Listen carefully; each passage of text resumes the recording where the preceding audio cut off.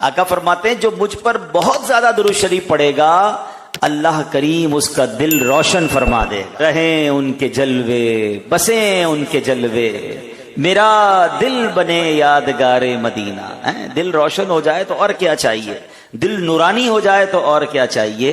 تو درود پاک کمال کا وظیفہ ہے، دکھ بھی دور کرتا ہے، بیماریاں بھی دور کرتا ہے، قرضے بھی دور کرتا ہے، پریشانیاں بھی دور کرتا ہے. کثرت سے پڑھو تو مدینے بھی لے جاتا ہے. پیارے آقا کا دیدار بھی کرواتا ہے، بروز قیامت شفاعت بھی کروائے گا، اور سبحان اللہ دل کو روشن بھی کر دیتا ہے. تو فضول باتوں سے بچتے ہوئے اپنی زندگی میں درود پاک کی کثرت کیجئے، جتنا ہو سکے درود پاک پڑھیں. اب تو ویسے ہی مبارک مہینے آ گئے ہیں، اپنے ہاتھ میں تسبیح رکھا کریں، جب جب موقع ملے درود پاک پڑھتے رہا کریں.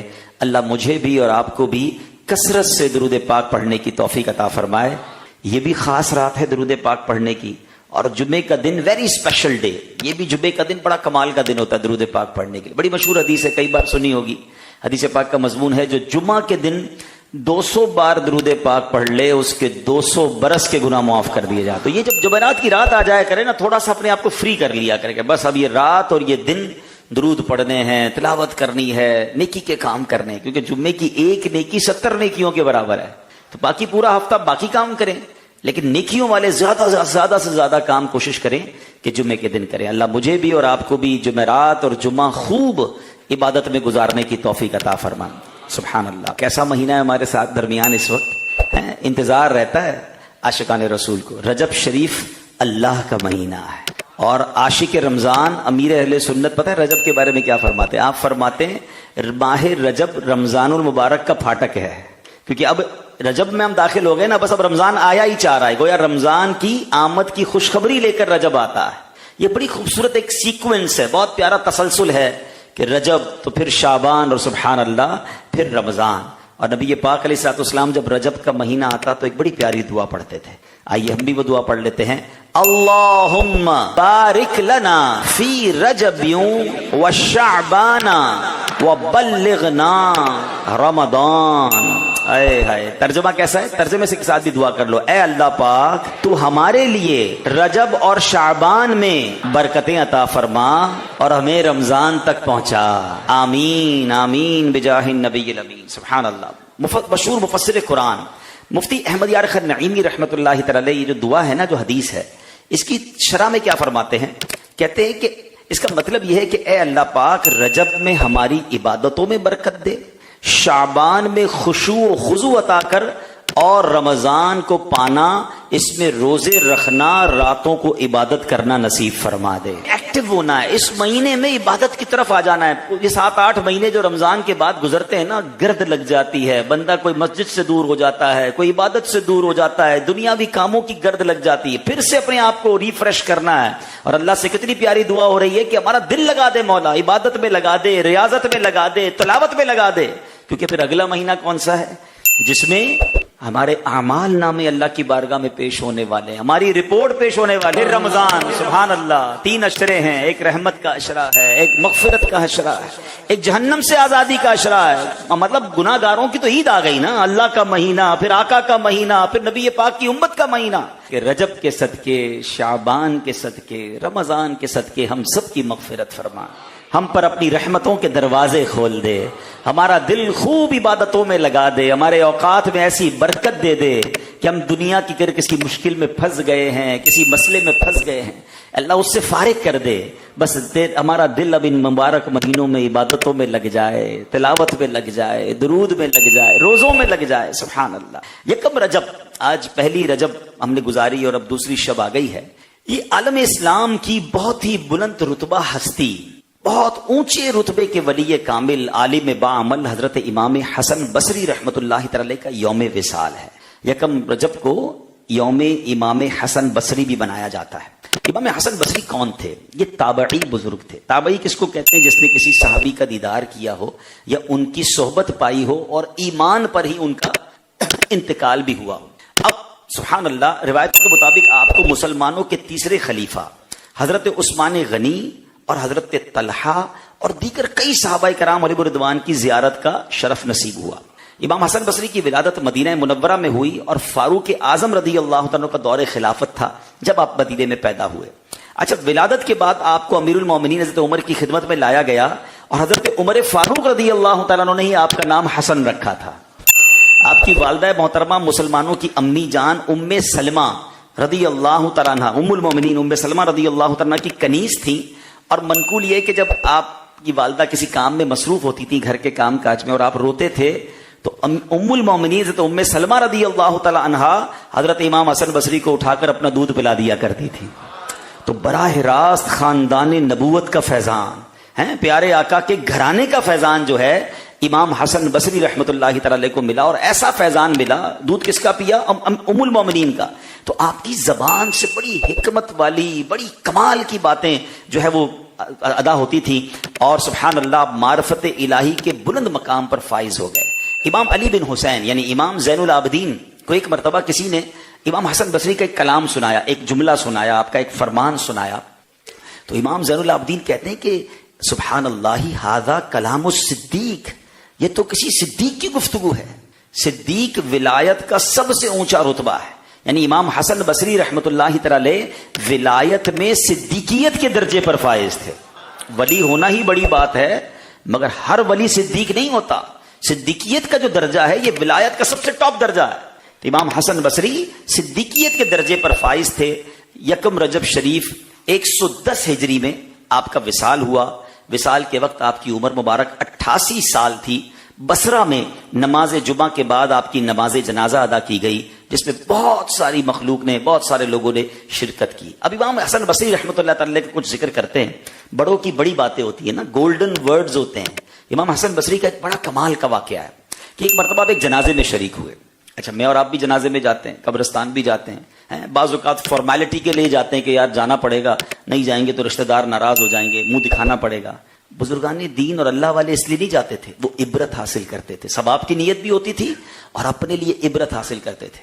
تو جب دفن ہو گیا، جنازے میں گئے، تدفین ہو گئی قبرستان میں، تو آپ نے ایک شخص سے فرمایا تمہارا کیا خیال ہے؟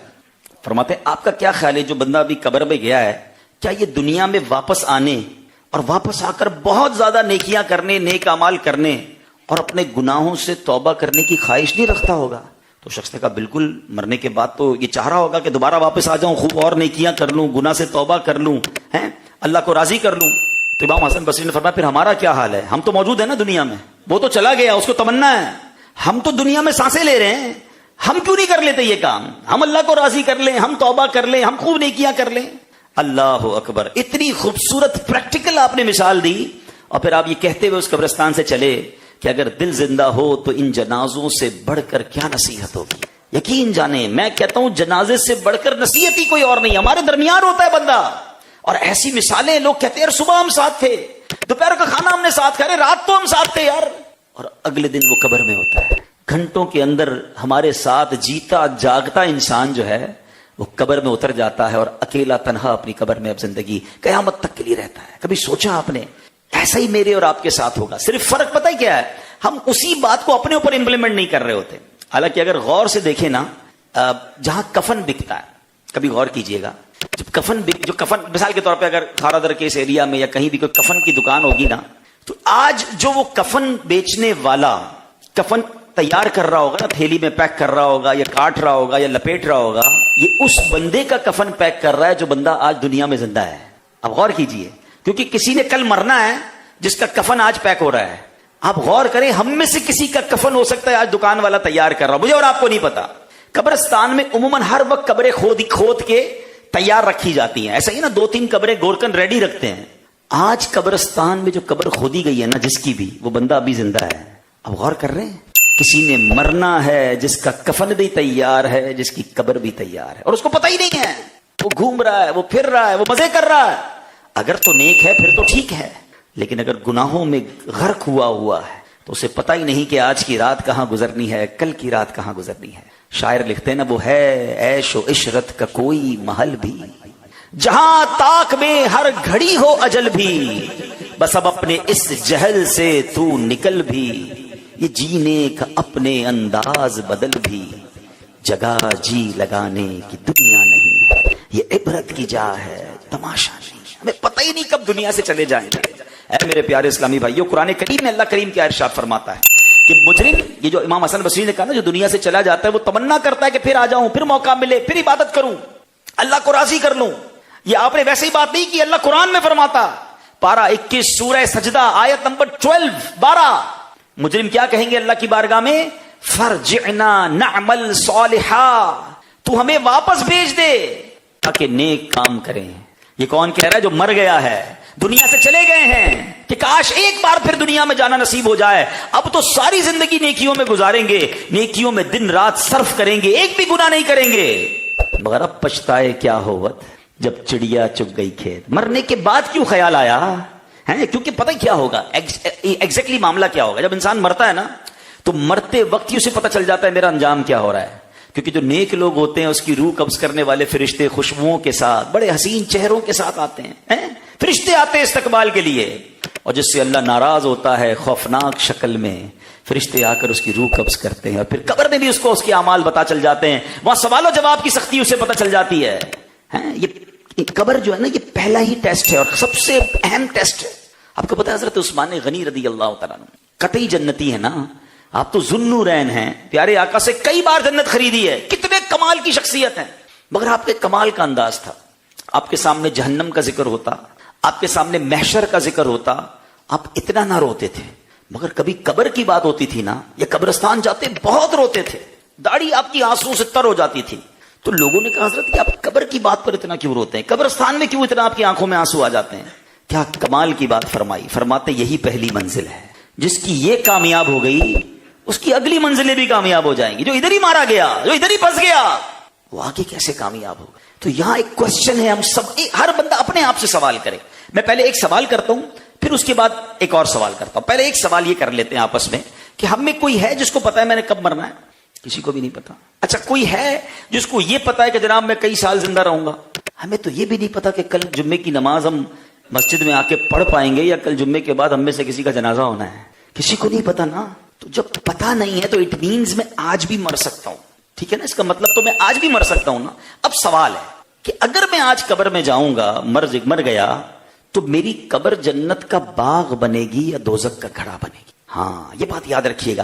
پاکستان میں بہت سارے لیونگ اسٹینڈرڈ ہیں، بہت سارے علاقے ہیں. مثال کے طور پہ اس وقت میں اولڈ سٹی ایریا میں ہوں، یا مڈل کلاس لوگ رہتے ہیں، ٹھیک ہے نا. لیکن تھوڑا اور آگے میں چلا جاؤں جہاں پر بالکل غریب لوگ رہتے ہیں، یا بہت زیادہ اندر چلے جائیں جہاں جھوپڑیاں وغیرہ ہیں، تو وہ اس سے بھی لوور کلاس کے لوگ رہتے ہیں. تھوڑا آگے گارڈن وغیرہ کی طرف چلے جائیں تو لوگ کہتے ہیں اپر مڈل کلاس کے لوگ رہتے ہیں. آگے جناب ہم ڈیفینس وغیرہ کی طرف سے لوگ کہتے ہیں اپر کلاس کے لوگ رہتے ہیں. ایسے ہی نا، بلڈنگ میں رہتے تو میں سمجھ آ جاتا ہے یار یہ فلیٹ میں رہ رہا ہے تو اتنے کا فلیٹ ہے تو اس طرح کی پارٹی ہوگی. نہیں جناب، بنگلے میں رہتا ہے تو اور مالدار ہے. دنیا میں رہنے کے کئی سٹینڈرڈ ہیں، علاقے کو دیکھ کر پتا چل جاتا ہے کہ یہاں کس لیول کے لوگ رہتے ہوں گے. ایسا ہی ہے نا، قبرستان میں 5-7 اسٹینڈرڈ نہیں ہیں. There are only 2 standards. صرف دو طریقے، 2 کیٹیگریز ہیں. قبریں ساری ایک جیسی دکھتی ہیں، مگر اندر 2 طرح کے لوگ ہوتے ہیں. اور یہ میں نہیں کہہ رہا، سرکار دو عالم علیہ الصلوۃ والسلام ہمارے آقا فرماتے قبر 2 طرح کی ہوتی ہے. یا تو جنت کے باغوں میں سے ایک باغ ہوتی ہے، یا تو دوزخ کے گھڑوں میں سے ایک گھڑا. کوئی اور تیسری کیٹیگری نہیں ہے کہ نہیں جناب جنت کا باغ بھی نہیں ہے، دوزخ کا گھڑا بھی نہیں ہے، نارمل مٹی کی قبر ہے. نہیں، ہر قبر کے اندر یا تو عذاب ہو رہا ہے، یا وہ مزے میں ہے، یا وہ جنت کی نعمتوں میں ہے. اب سچے دل سے جتنے مجھے میرے بھائی یہاں سن رہے ہیں اور جو مجھے لائیو سن رہے ہیں یا جو مجھے بعد میں سنیں گے، وہ اپنے آپ سے ایک سچا سوال کریں اور سچا جواب دیں. مجھے نہ دیں، اپنے آپ کو جواب دیں کہ میں جیسی زندگی گزار رہا ہوں، اگر میں مر گیا تو میری قبر جنت کا باغ ہوگی یا دوزخ کا گھڑا؟ دس از مین کوسچن. یہ سب سے اہم سوال ہے، کیونکہ قبر جنت کا باغ نہ بنی نا تو آگے بھی سب بربادی ہو جائے گی. We have to pass this examination. کسی بھی صورت میں مجھے یہ امتحان پاس کرنا ہے. اتنے سارے نوجوان بچے ینگسٹر بیٹھے، قبر دنیا کے امتحان کی کتنی فکر ہوتی ہے. جیسے امتحان آئے تو ٹیوشن، تو اوور ٹائم، رات بھر بچے پڑھ رہے ہوتے ہیں. یہ مسجد کے امام صاحب سے پوچھیں، امتحان کے دنوں میں بہت ساری پرچیاں آتی ہوں گی، حضرت دعا کر دیں امتحان میں کامیاب ہو جائے. اتنی ٹینشن ہوتی ہے بچوں کو، اسٹوڈنٹس کو. اگر آپ اپنے امتحان میں جناب فیل ہو بھی گئے تو کیا ہوگا؟ 1 سال اور پڑھنا پڑے گی نا کلاس، اس سے زیادہ تو کچھ نہیں ہوگا نا.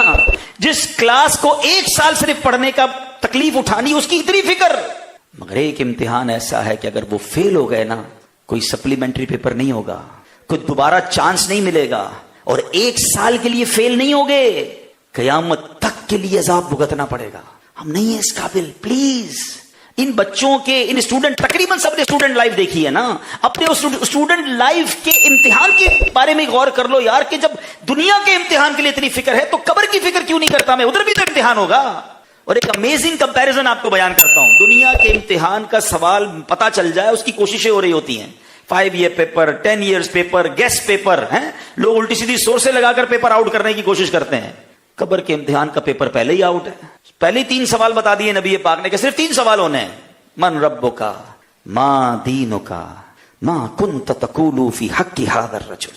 یہی 3 سوال ہیں. جواب بھی پتا ہے ہمیں. جواب کیا ہے کہ جب سوال ہوگا کہ تیرا رب کون ہے تو کیا کہنا ہے, ربی اللہ, میرا رب اللہ ہے. ما دینک, تیرا دین کیا ہے, ہم کہیں گے دین الاسلام, ہمارا دین اسلام ہے. اور ایک بڑا پیارا چہرہ دکھایا جائے گا اور ان کے بارے میں پوچھا جائے گا, ما کنت تقول فی حق ھذا الرجل, اس مبارک ہستی کے بارے میں تم کیا کہا کرتے تھے. یقیناً جواب ہمارا یہ ہوگا, محمد الرسول اللہ صلی اللہ علیہ وسلم, یہ تو ہمارے آقا ہیں, اے فرشتوں انہی کا نام لے کر تو زندگی گزارتا تھا.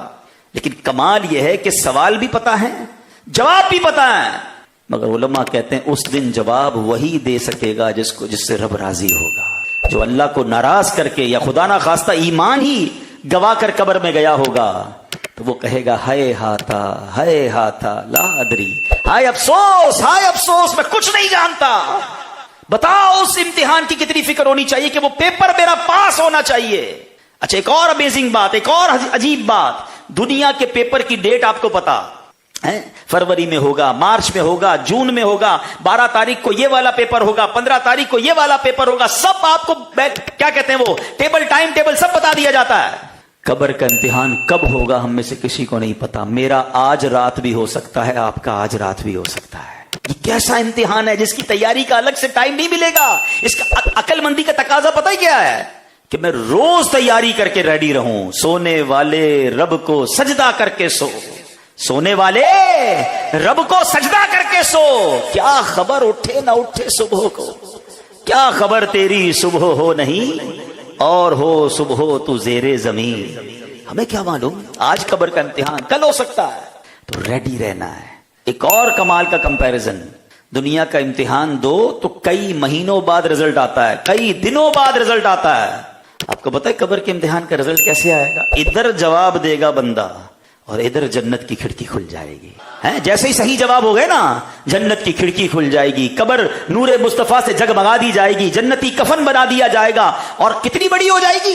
جو چھوٹے گھر میں رہتے ہیں, بڑے پلاٹ کی تمنا رکھتے ہو, اس کا بڑا گھر, میرا چھوٹا گھر جناب 200 گز کا گھر ہے, اس کا 500 گز کا ہے, اس کا تو جناب 1000 گز کا گھر ہے. اسی فکر میں مر گئے. ارے اگر اللہ راضی ہو گیا نا تو قبر کتنی بڑی ہوگی. آقا فرماتے تا حد نگاہ.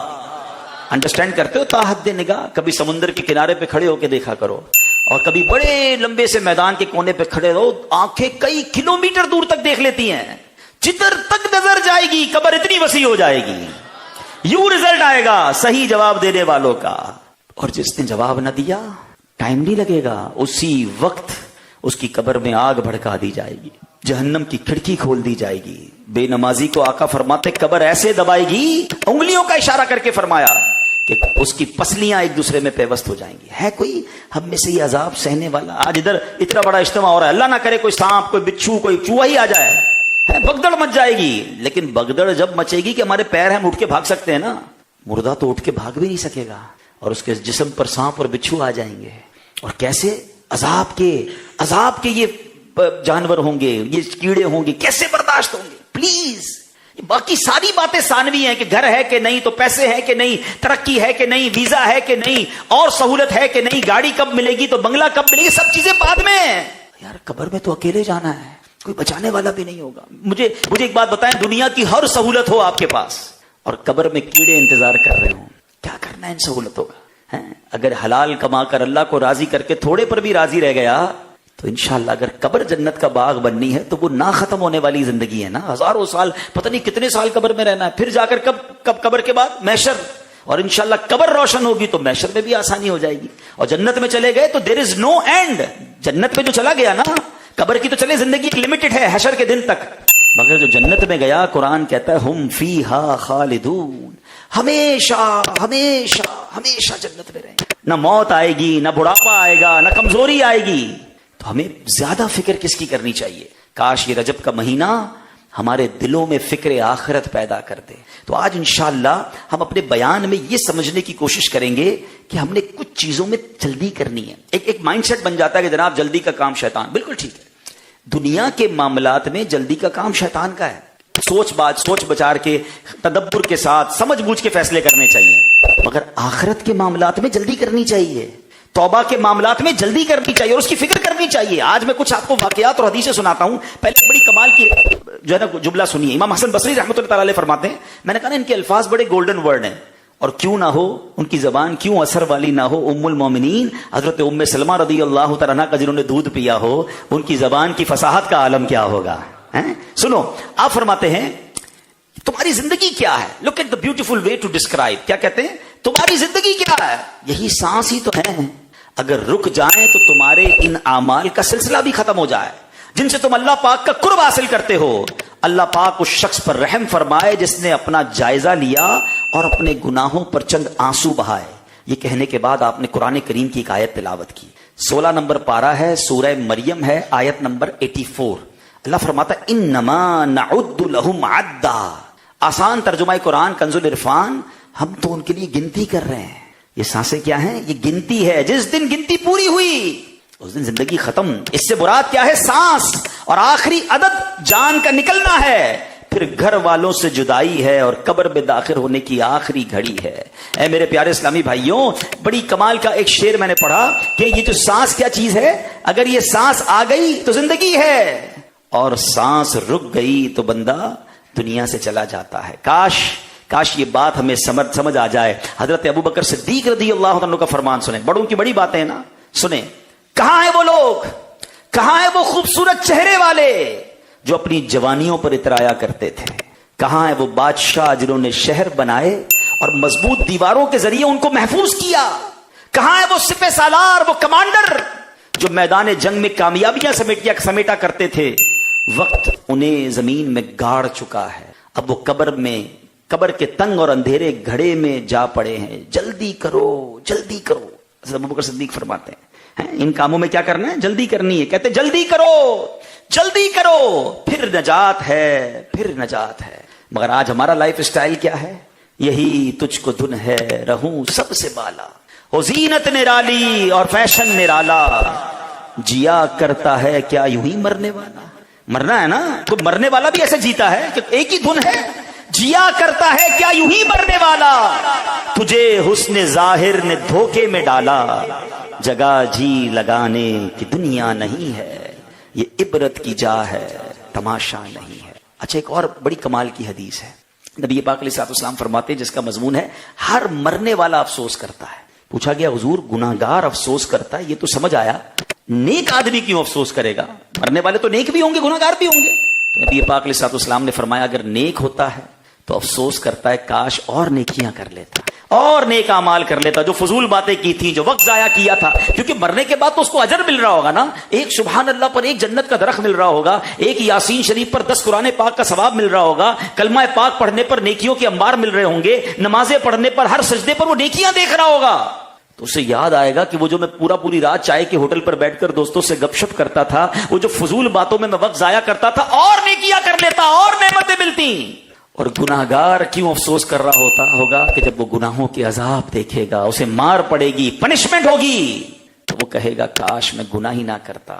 تو ہے میرے پیارے اسلامی بھائیوں, مرنے کے بعد پچھتانے سے بہتر یہ نہیں کہ بندہ ابھی سے اچھے کام کر لے, ابھی سے اس کی پلاننگ کر لے. اے میرے پیارے اسلامی بھائیوں, اب پرابلم پتہ ہے کیا ہے؟ یہ باتیں ہم نے پہلی بار نہیں سنی ہیں. ہم جب بھی آخرت کی بات کرتے ہیں نا, یا اپنے ذہن میں پلان بھی کرتے ہیں, کیونکہ this is the right time to plan about over here after. آخرت کے لیے پلاننگ کرنے کا یہ شاندار, اللہ کا میں کہتا ہوں شکر ادا کرتا ہوں کہ اللہ نے آج رجب کے شروع میں ہمیں اجتماع میں بیٹھنے کی سعادت بخش دی. یہ بالکل زبردست ٹائم ہے کہ اپنی زندگی کے لیے کچھ اچھے فیصلے کریں. اب آج بات ہو رہی ہے کہ رجب کا مہینہ بھی ہے, توبہ کا مہینہ بھی ہے, اللہ کا مہینہ بھی ہے, تو چلو یار زندگی بدلتے ہیں نا. جو ہو گیا پیچھے بڑی خطائیں ہوئی, لیٹس ڈو پازیٹو. لیکن شیطان کیا کرے گا؟ شیطان بھی تھوڑی راضی ہو جائے گا کہ سارے آج اجتماع میں آنے والے توبہ کر جائیں, آج سے نیک بن جائیں, گناہ چھوڑ دیں, آخرت کی فکر شروع کر دیں. نہیں, شیطان اپنا کام کرتا ہے, اور ہمیشہ کرتا ہے ہمارے ساتھ. وہ کیا کرتا ہے کہ بس اگلے مہینے شعبان سے شروع کر دوں گا نماز, بس رمضان سے تو پکا بے نمازی بن جاؤں گا. اچھا کمال دیکھیں, ہمارے کھانے والے معاملے میں کوئی نہیں کہتا کہ یار کل سے کھانا کھاؤں گا. کھانا ابھی کھانا ہے. نماز رمضان سے شروع کرنی ہے. پیسے کمانے کی باری ہو, یار آج ہی کوئی طریقہ بتاؤ نا. بندہ کہتا ہے کل آنا. یار کل چھوڑ بھائی, ابھی بتاؤ نا کیسے پیسے ڈبل ہو سکتے ہیں. کوئی اچھا کاروبار آج بتاؤ. نہیں, پیسے کمانے کے لیے آج کرنا ہے. راتوں رات امیر ہو, نیکیاں یار بعد میں کر لوں گا.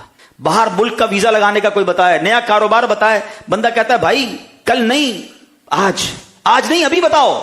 اللہ اکبر. نیکیوں کے معاملے میں کل بعد میں, کل کبھی آئی تھی نہ کبھی آئے گی. یاد رکھیے گا, یہ شیطان کا بڑا خطرناک وار ہے. صحابی رسول حضرت انس بن مالک رضی اللہ عنہ کا کلام, یہ فرمان یاد کر لو. فرماتے تسویف, ایک بڑا کمال کا لفظ ہے تسویف. اس کا مطلب ہے یہ سوچنا کہ میں ان قریب نیکیاں کر لوں گا. یہی تو کر رہے ہیں نا ہم, بس تھوڑے دنوں کی بات ہے. مولانا صاحب بات بالکل اچھی کر رہے ہیں. میرے بیان پر بھی کسی کے دماغ میں شیطان یہ بات ڈال رہا ہوگا, یار یہ بات تو صحیح کر رہے ہیں, بس تھوڑی یہ شادی وادی ہو جائے, بس یہ تھوڑا مسئلہ حل ہو جائے, تھوڑا سا بس یہ معاملہ نپٹ جائے, پھر بس میں اللہ ہی کروں گا. حضرت انس بن مالک کہتے ہیں تسویف, اس کا مطلب یہ سوچنا کہ ان قریب نیکیاں کر لوں گا, یہ شیطان کے لشکروں میں سب سے بڑا لشکر ہے. شیطان کے لشکروں میں سے بڑا لشکر ہے. عموماً شیطان اس کے ذریعے آدمی کو دھوکے میں ڈال دیتے. یہ شیطان کا خطرناک ایسا کمال کا وار ہے. وہ یہ نہیں کہتا توبہ نہیں کرنی. اچھا مثال کے طور پر شیطان ہمارے دماغ میں یہ ڈالے, اتنا اچھا بیان ہو رہا ہو کہ نہیں توبہ نہیں کرنی, تو ہم کہتے ہیں نہیں بھائی توبہ کیوں نہیں کرنی ہے. تو کہتا اچھا کرنی ہے, تھوڑے دنوں بعد کرنی ہے. آپ سمجھ رہے ہیں, مکار کا وار سمجھو.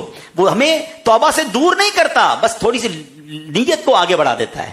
اور یہی شیطان کا وار ہے کہ ان قریب کر لوں گا, تھوڑے دنوں بعد کر لوں گا, بس اب نہیں کروں گا. نہیں, ابھی کرنا ہے. فیصلہ آج کرنا ہے, ابھی کرنا ہے, کیونکہ ہمیں تو زندگی کا پتہ ہی نہیں ہے.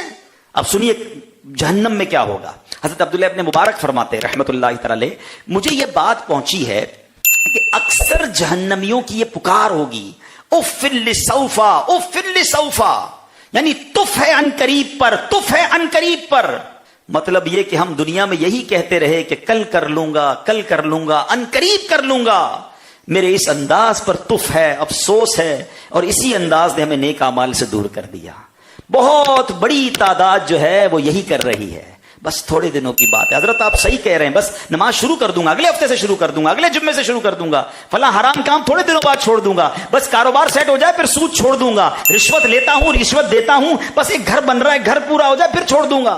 یہ کل نہیں آنی ہے, یاد رکھیے گا. یہ شیطان آپ کو آگے بڑھاتا جائے گا, اور اسی دوران موت آ کر آپ کو لے جائے گی. سیٹھ جی کو فکر تھی ایک ایک کے 10 کیجئے, موت آ پہنچی کہ حضرت جان واپس کیجئے.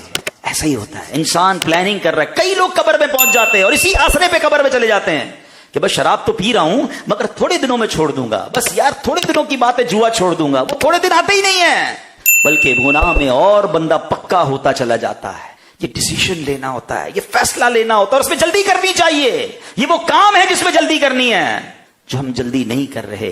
اے میرے پیارے اسلامی بھائیوں, اب ذرا غور کیجئے. پیارے آقا مدینے والے مصطفیٰ صلی اللہ علیہ وسلم کا فرمان سنیے. میں نے کہا تھا نا میں کچھ کام بتاؤں گا جن میں جلدی کرنی ہوتی ہے. نبی پاک فرماتے ہیں 7 چیزوں سے پہلے نیک اعمال میں جلدی کرو. تم کس انتظار میں ہو؟ اب وہ 7 چیزیں کون سی ہیں, غور سے سنیے. آقا فرما رہے ہیں, فرمایا بھلا دینے والی محتاجی آ جائے, یا سرکش بنا دینے والی مالداری آ جائے, یا تمہیں کوئی مرض لاحق ہو جائے, یا عقل زائل کرنے والا بڑھاپا آ جائے, یا اچانک موت آئے, یا دجال ظاہر ہو جائے, یا قیامت قائم ہو جائے. اور قیامت سخت مصیبتوں والی بہت کڑوی ہے. ترمذی شریف کی میں نے آپ کو حدیث سنائی ہے. کیا کمال کی باتیں. یہ 7 چیزیں کیسی ہیں, غور کریں. آدمی کیا کرتا ہے, کل کر لوں گا, تھوڑے دنوں بعد کر لوں گا. کبھی تنگ دستی آ جاتی, اچانک پیسے چلے جاتے ہیں, کوئی نقصان ہو جاتا ہے, اب بندہ مال کمانے میں مصروف ہو جاتا ہے, قرضے اتارنے میں مصروف ہو جاتا ہے, اب اسے نیکی کرنے کا ٹائم ہی نہیں ملتا. بلکہ بعض اوقات پیسے ہوتے ہیں, لوگ کہتے بھی ہیں اللہ نے بہت دیا, کوئی اللہ کا گھر بنا دو, کوئی نیکی کا کام کر لو, بس تھوڑے اور ہو جائیں پھر خرچ کروں گا. اور تھوڑے دنوں بعد وہ سارے ہی چلے جاتے ہیں. بندہ کہتا ہے یار جب ہاتھ میں پیسے تھے اس وقت اللہ کی راہ میں خرچ کر دیتا, میرے اگلے ہی اکاؤنٹ میں جمع ہوتے ہیں نا.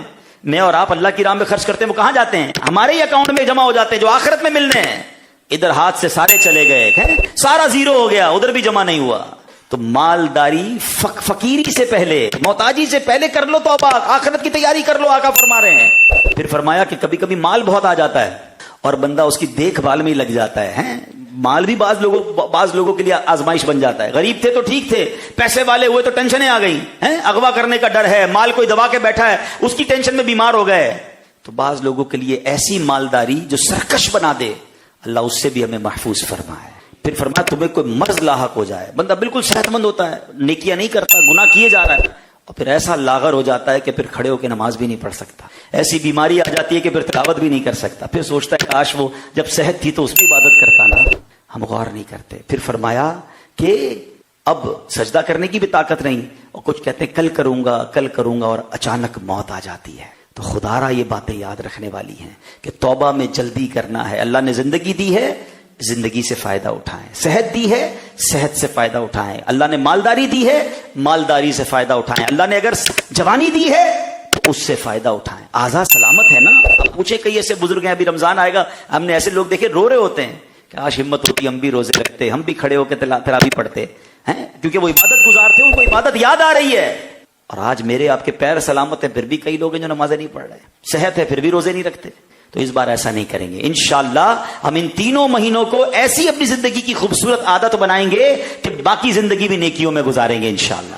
اب سنیے, پیارے آقا علیہ الصلوۃ والسلام نیکی کے کام میں کیسے جلدی کرتے تھے. حضرت عقبہ بن حارث رضی اللہ تعالیٰ فرماتے ہیں, اور یہ بخاری شریف کی حدیث ہے, ایک مرتبہ میں نے عصر کی نماز مسجد نبوی شریف میں ادا کی, اور سرکار دو عالم علیہ الصلوۃ والسلام نے جیسے ہی سلام پھیرا نا, فوراً کھڑے ہوئے اور تیز تیز قدموں سے گھر کی طرف تشریف لے گئے. تو یہ بالکل خلاف معمول تھا. نبی پاک نارملی ایسے نہیں فرماتے تھے کہ نماز پڑھتے ہی فوراً کھڑے ہو جائیں اور اپنے گھر تشریف لے جائیں. تھوڑی دیر بعد نبی پاک علیہ الصلوۃ والسلام واپس آئے تو میں نے عرض کیا کہ حضور آپ کا یہ انداز تو پہلے کبھی نہیں تھا. تو فرمایا کہ میرے گھر میں ایک سونے کا ٹکڑا رکھا ہوا تھا, بس مجھے اپنے ساتھ اپنے گھر میں اسے رکھنا پسند نہ آیا, میں اسے لہٰذا صدقہ دینے کا حکم دے کر آیا.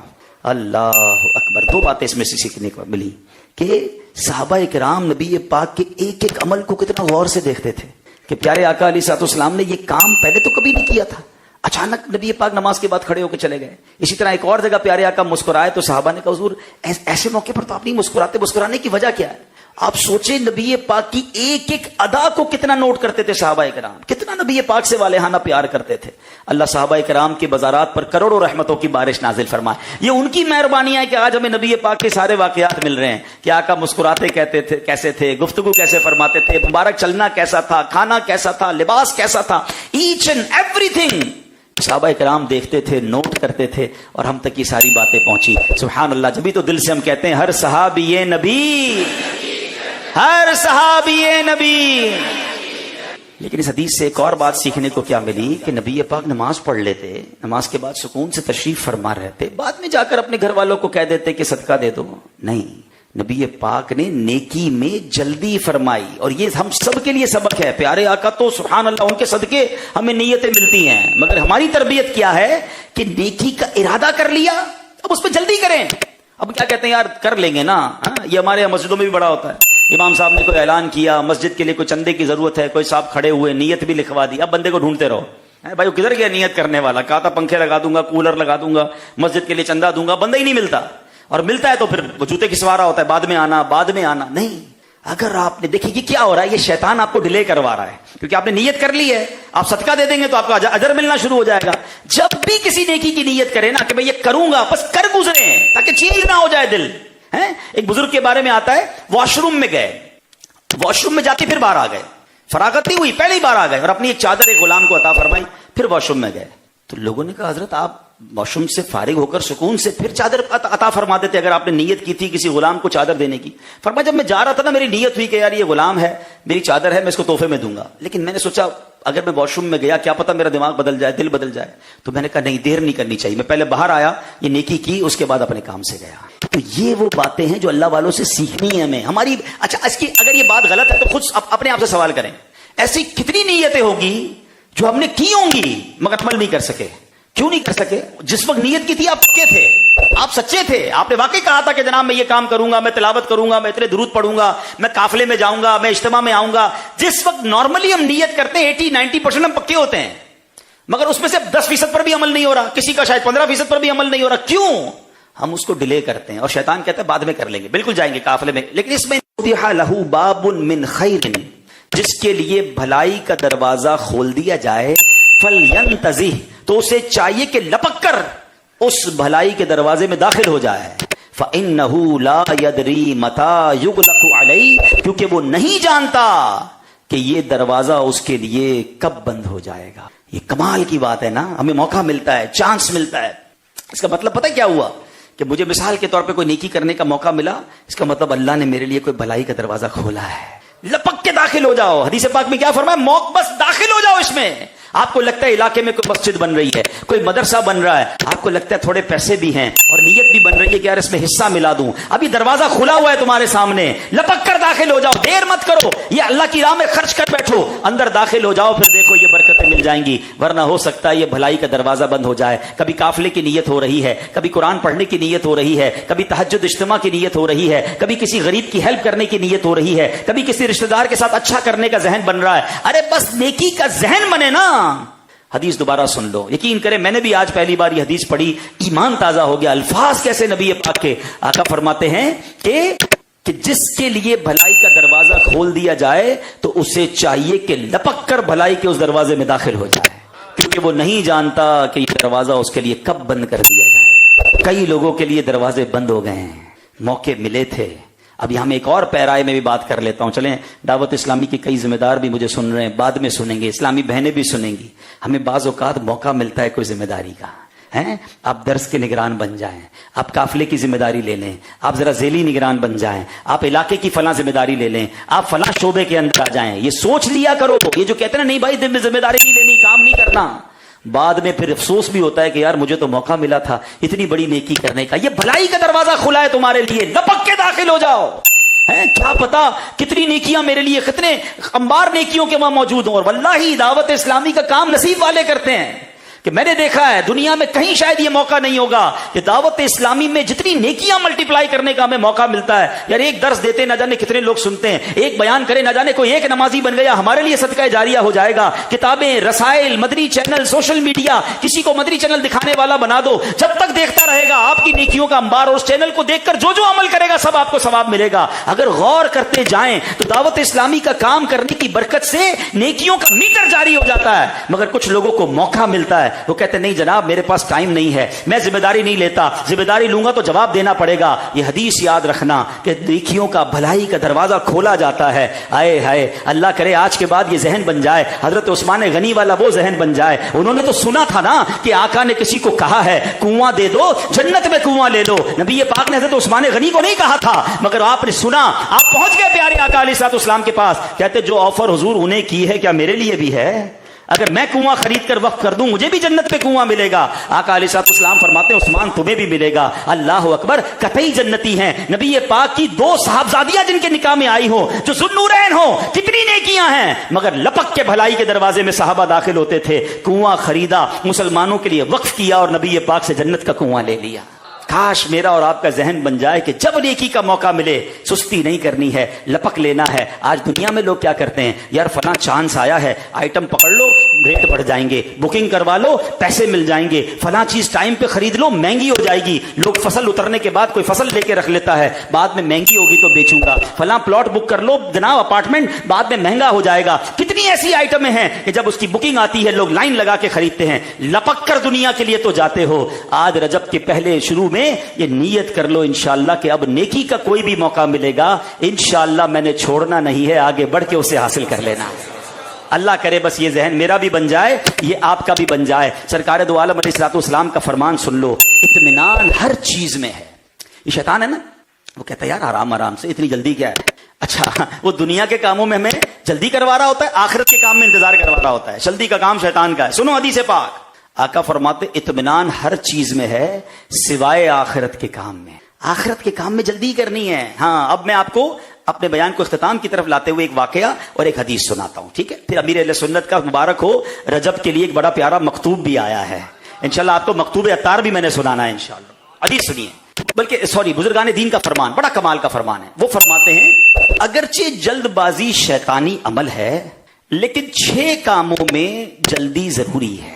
اب یہ 6 کام یاد کر لو. فرماتے نماز کی ادائیگی میں جب اس کا وقت ہو جائے. شیطان کیا کہتا ہے, ارے پڑھ لیں گے نا ابھی تو ٹائم ہے نا. کچھ لوگ تو آخری منٹ میں نماز پڑھ رہے ہوتے ہیں اور بعض اوقات قضا ہو جاتی ہے. نماز کا ٹائم ہو گیا فوراً پڑھ لیں, جماعت سے پڑھ لیں اور ادا کر لیں, ٹائم ضائع نہ کریں. دوسرا میت کو دفن کرنے میں جبکہ حاضر ہو، میت آ جائے اب کسی کا انتظار نہیں کرنا ہے، جتنا جلدی ہو سکے میت کو دفن کریں. کچھ لوگ کئی دن تک میت کو رکھ رہے ہوتے ہیں، نہیں، بہتر یہ کہ جلدی تدفین کی. تیسرا، جب لڑکی بالغ ہو جائے تو اس کی شادی میں جلدی کی جائے. چوتھا، قرض کو بھی جلد ادا کیا جائے. پتہ چلا کسی سے پیسے لے لیے ہیں، وہ بیچارہ مانگ رہا ہے، کہہ رہا ہے بھائی جلدی کا کام شیطان کے آرام سے دوں گا. نہیں بھائی، قرض ٹائم پہ دینا ہے، وقت سے پہلے تو اچھا ہے، جلدی کریں. اگر پیسے آ گئے تو لیٹ نہ کریں. پانچواں، جب مہمان آ جائے تو اسے کھانا کھلانے میں جلدی کرنی چاہیے. ہاں یہ بھی دیکھیں کیسا مسئلہ ہے، کسی کے گھر جاؤ باتیں ہی کیے جا رہے، کھانے نہیں دے رہے. بھائی تو ٹائم مہمان آ گیا اسے کھانا کھلاتے ہیں.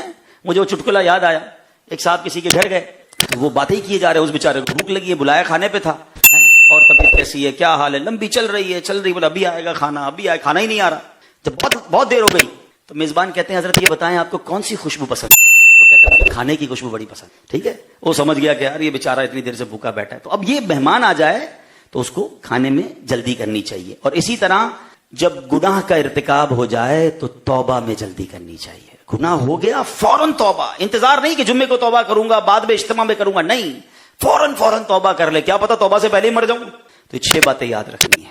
اور پریورٹی، جو میں نے بیان کے شروع میں بات کہی تھی نا، کہ اپنی زندگی کا جو مین مقصد ہے نا، اللہ کی رضا ہونا چاہیے، آخرت کی بہترین تیاری ہونی چاہیے. دنیا ویسی بہترین ہو جائے گی. یہ لوگ آج کل کہتے ہیں نا او بھائی دین کے ساتھ ساتھ دنیا بھی دیکھنی چاہیے. اب جب دین کی طرف بندہ جاتا ہے اس کو یوں سمجھا رہے ہوتے ہیں. میں آپ کو ایک سمپل سا سوال کر لیتا ہوں، مجھے بتائیں دنیا کا مالک کون ہے؟ دنیا کا مالک کون ہے؟ آخرت کا مالک کون ہے؟ رحمان الدنیا والآخرہ. اللہ دنیا کا بھی مالک ہے، آخرت کا بھی مالک ہے. ایک فارمولہ بتا دوں، اللہ کو راضی کر لو، وہ دنیا بھی اچھی کر دے گا، آخرت بھی اچھی کر دے گا. Simple is that. کچھ بھی نہیں، دنیا کو الگ دیکھیں، دین کو الگ دیکھیں، کچھ نہ کرو بھائی، اللہ کو راضی کرو. اب دنیا ایسی گزارو کہ رب راضی ہو جائے، اللہ آخرت بھی اچھی کر دے گا، روزی میں برکت بھی ڈال دے گا، کاروبار بھی اچھا کر دے گا، صحت بھی اچھی کر دے گا. ہم کہتے نہیں جب دنیا میں پڑھو تو اللہ کو ناراض کر دیتے. نہیں، اللہ کو راضی کرنا مین ٹارگٹ، اللہ کے رسول کو راضی کرنا اپنا مین ٹارگٹ کر لو، آپ کی دنیا بھی وارے نیارے ہو جائیں گے، انشاءاللہ آخرت بھی بہتر ہو جائے گی. تو پریورٹی کیا ہے؟ اللہ کو راضی کرنا. اب سنیے گا جو آخری واقعہ مجھے آپ کو سنانا ہے. کیا کمال کے لوگ تھے اور کیا پیاری سوچ تھی. پچھلی امتوں کا ایک واقعہ ہے.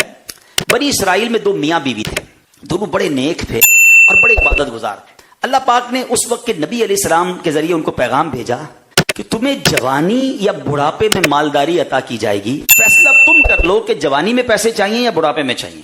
کیسا کمال کی آفر تھی کہ مالدار تمہیں بنایا جائے گا، یا تو جوانی میں بننا ہے یا بڑھاپے میں بننا ہے. اب وہ بیاں بیوی کیسے کمال کے تھے. اب وہ دونوں سوچ میں پڑ گئے. شوہر بولا جوانی میں تو چونکہ ہمارے اندر طاقت ہے، مالداری ابھی لے لیتے ہیں، کمانے کی فکر نہیں ہوگی تو زیادہ عبادت کریں گے.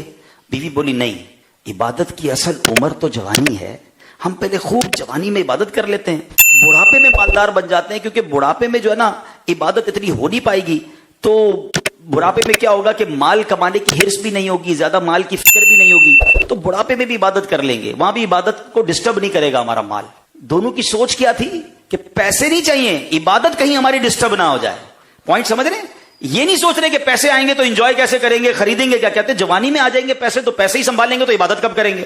اور بڑھاپے میں شوہر کہتا ہے پیسے آئیں گے تو جناب پھر ہم جو ہے وہ بڑھاپے میں معاملے میں ڈسٹرب ہو جائیں گے. دونوں کی سوچ کیا تھی کہ نہیں، عبادت پہلے. اللہ کے نبی پر وحی بھیجی گئی کہ تم نے ان کو جا کر بتاؤ تم نے مال پر عبادت کو ترجیح دی، تمہاری سوچ یہ تھی کہ مال کہیں عبادت کو ڈسٹرب نہ کر دے، تو اللہ کے کرم سے یہ حکم ہوا ہے کہ تمہیں جوانی اور بڑھاپے دونوں میں مالداری عطا کی جاتی ہے. ہاں، کچھ لوگ مال کے پیچھے بھاگتے ہیں، دنیا کے پیچھے بھاگتے ہیں، دنیا انہیں بھگاتی ہے. اور کچھ دنیا کو ٹھوکر مار کر رب کی بارگاہ میں جاتے ہیں، دنیا پیچھے آ کر ان کی خدمت کرتی ہے. اب آپ کی مرضی ہے کہ دنیا کے پیچھے بھاگنا ہے، وہ بھگاتی رہے گی آپ کو. کام سے فارغ ہی نہیں ہوتا بندہ، اس کی ٹینشن ہی ختم نہیں ہوتی، جس کو فکر ہی مال کمانے کی ہے. اور جو اللہ کو راضی کرنے جاتا، کہتے ہیں نا جس سے رب راضی اس سے سب راضی. تو اللہ کو راضی کرنا ہے، اللہ کی انشاءاللہ اطاعت کرنی ہے، عبادتیں کرنی ہے، بس آج سچی توبہ کرنی ہے گناہ سے. نیت کر لیں انشاءاللہ رجب، شعبان، رمضان، یہ تینوں مہینے ہماری زندگی کے یادگار مہینے ہوں گے انشاءاللہ. کوئی نماز قضا نہیں ہوگی انشاءاللہ. ہاں، خوب عبادت